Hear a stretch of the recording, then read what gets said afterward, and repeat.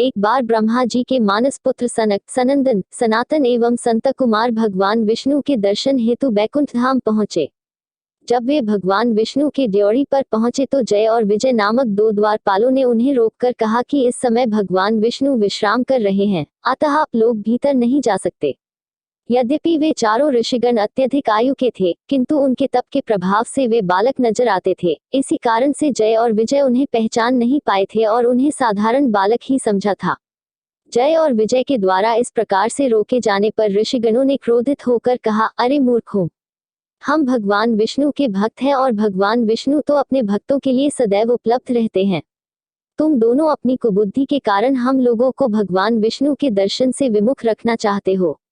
ऐसे कुबुद्धि वाले विष्णु लोक में रहने के योग्य नहीं है।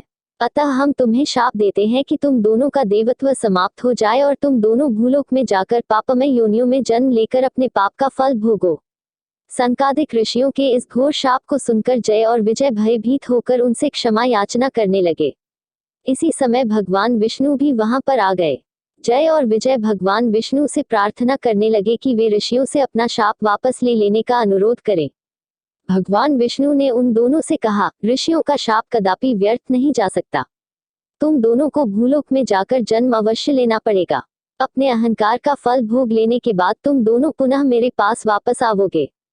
तुम दोनों के पास यहाँ वापस आने के लिए दो विकल्प है। पहला यह कि यदि तुम दोनों भूलोक में मेरे भक्त बनकर रहोगे तो 7 जन्मों के बाद यहाँ वापस आओगे, और दूसरा यह कि यदि भूलोक में जाकर मुझसे शत्रुता रखोगे तो 3 जन्मों के बाद तुम दोनों यहाँ वापस आओगे, क्योंकि उन तीनों जन्मों में मैं ही तुम्हारा संहार करूंगा।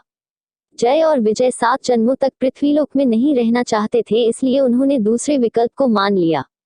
उन्हीं जय और विजय भूलोक में सतयुग में अपने पहले जन्म में हिरण्याक्ष और हिरण्यकश्यपु, त्रेता युग में अपने दूसरे जन्म में रावण और कुंभकर्ण तथा द्वापर में अपने तीसरे जन्म में शिशुपाल और दंतवक्र बने।